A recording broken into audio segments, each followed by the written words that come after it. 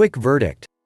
On first impressions, the DJI Mavic Air 2 doesn't just seem like a highly capable compact drone, it's also one of the most advanced drones DJI has made for consumers. It's got some serious power, all in a package that folds up to fit in virtually any backpack.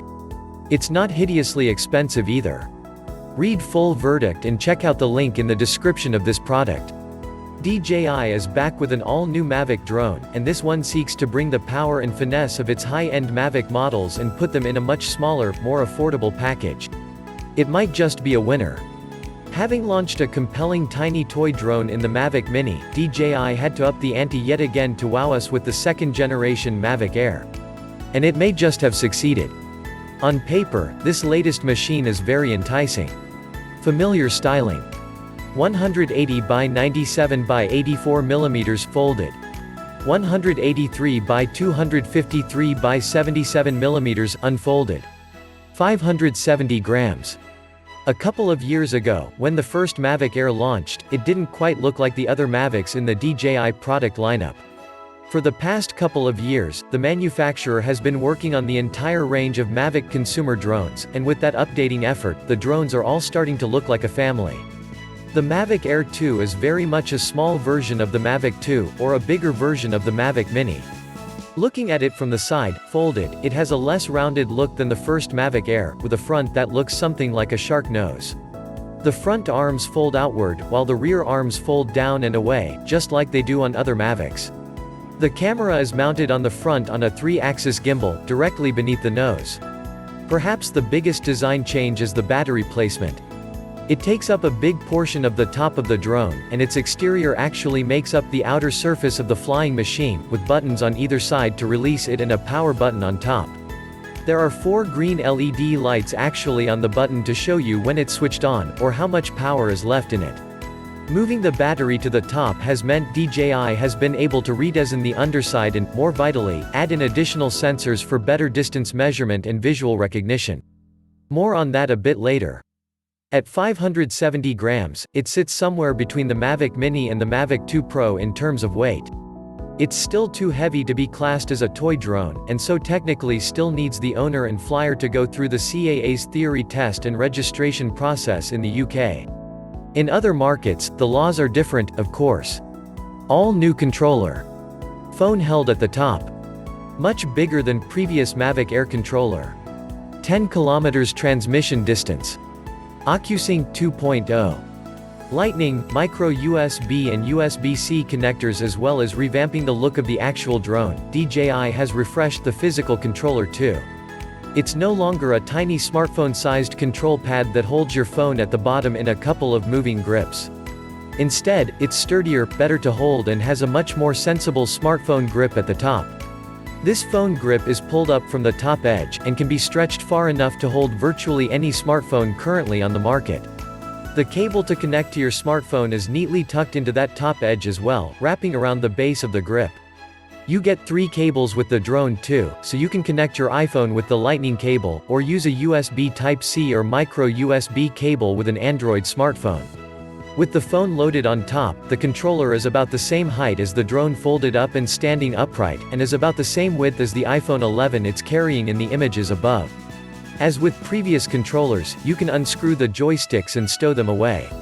This new controller has dedicated rubber-lined holding ports in the bottom edge, on each side of the Type-C port you use to charge the internal controller battery.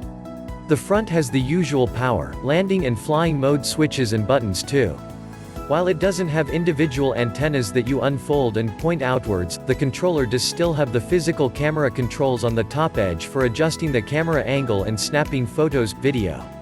It's also capable of streaming HD footage direct from the drone from distances up to 10 kilometers, which is further than is technically allowed in a lot of countries. Long flying power. 3,500 mAh battery, up to 34 minutes flight time. 42.5 miles per hour top speed. Wind resistance up to 10.5 meters per second, 37.8 kmph, 23.5 miles per hour. APAS 3.0 obstacle avoidance. 2 F sensors underneath.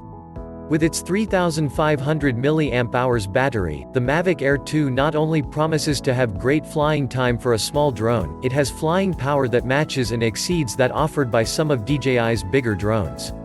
In fact, it can go up to 34 minutes of flight time on a full charge according to DJI. Real-life flying time won't reach that far, of course, but it'll still be much better than the original Mavic Air's promised 21 minutes. As well as a long-lasting battery, the Mavic Air 2 is equipped with a good number of sensors for obstacle avoidance. There are 2 on the front and 2 on the back, plus a few different sensors on the underside.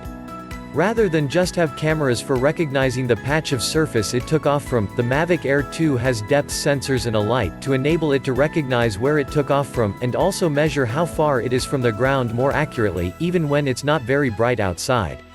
All of these sensors combined have enabled DJI to equip the Mavic Air 2 with APAS 3.0 obstacle avoidance, and that means it can determine a route around obstacles it sees coming up in its flight path rather than just stopping dead and refusing to move forward. It's got some impressive wind resistance too. DJI says it can survive in winds up to 10.5 meters per second, around 23.5 miles per hour, 37.8 kilometers per hour, staying smooth and stable when it gets breezy, thanks to its redesigned motors and its 3-axis gimbal holding the camera steady. Of course, we'll need to do a lot more flying to see just how long-lasting and durable this drone is. But from the numbers alone, it's looking very good indeed.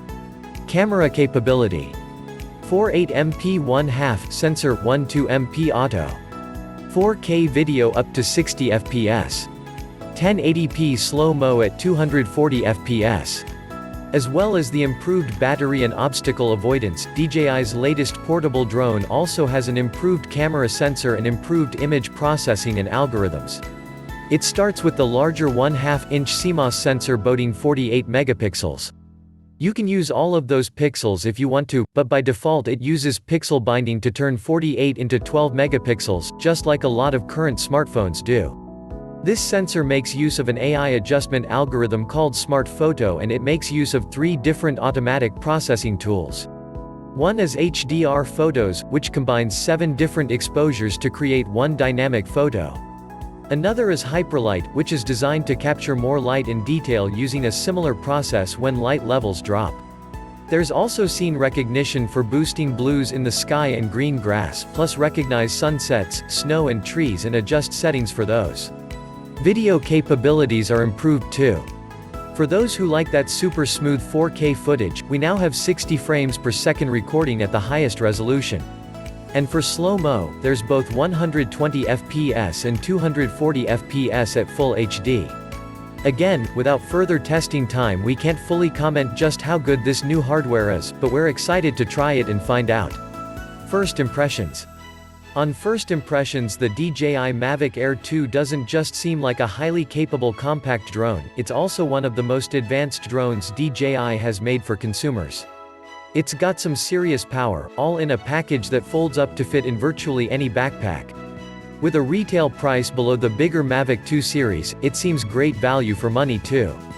It improves virtually everything from the first generation model, and doesn't charge any extra for it. This might just be the drone to buy for 2020.